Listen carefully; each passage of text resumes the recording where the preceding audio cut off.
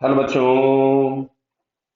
यहाँ लिखा है a hoop of radius r and mass m rotating with angular velocity omega naught and placed on the rough horizontal surface. The initial velocity of the center of hoop is zero. What will be the velocity of the center of hoop when it ceases to slip? Ceases to slip का मतलब हो गया कि ये pure rolling start कर चुका है। Clear?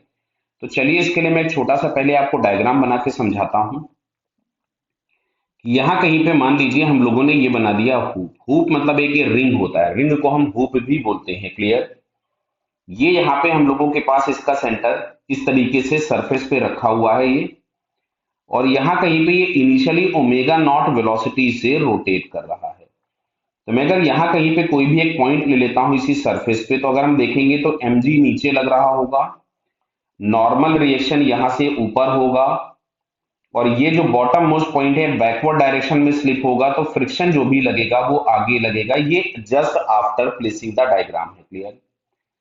थोड़ी देर के बाद अगर हम लोग देखेंगे तो ये जो आपके पास रिंग है, वो रिंग हम लोगों के पास प्योर रोलिंग स्टार्ट कर देगा, मतलब इसके सेंटर की वेलोसिटी कुछ भी v हो जाएगी और इसकी एंगुलर वेलोसिटी ओमेगा हो जाएगी, और ये हो गया v बाई आर। ऐसा क्यों बोला प्योर रोलिंग?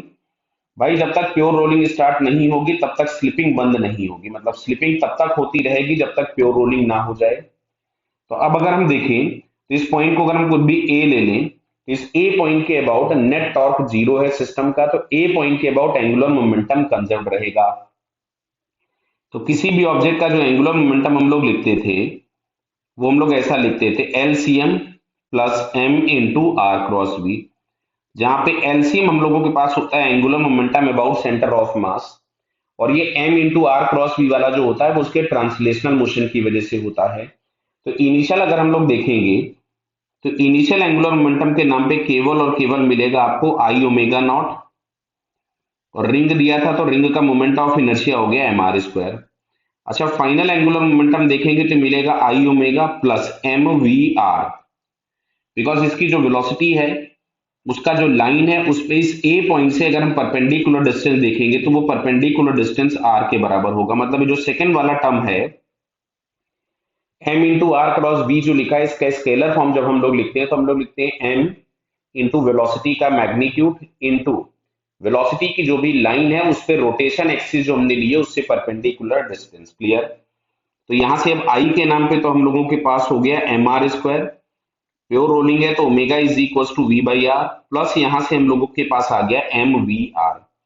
तो ये फाइनल एंगुलर मोमेंटम हमारे पास आ जाता है twice M V R. Clear? इन दोनों को हम इक्वेट कर दें तो final angular momentum is equals to initial angular momentum. Clear? तो m से m कैंसिल हो गया, r से r कैंसिल हो गया, तो जो भी इसकी फाइनल वेलोसिटी आ रही है वो आ रही है r omega naught by two. और आपसे क्वेश्चन में यही पूछा है the velocity of the centre of the hoop when it stops slipping. Clear? तो r omega naught by two ये हम लोगों को यहाँ सेकंड ऑप्शन में दिखता है, so it second answer is correct. Clear बेटा? Okay, all the best.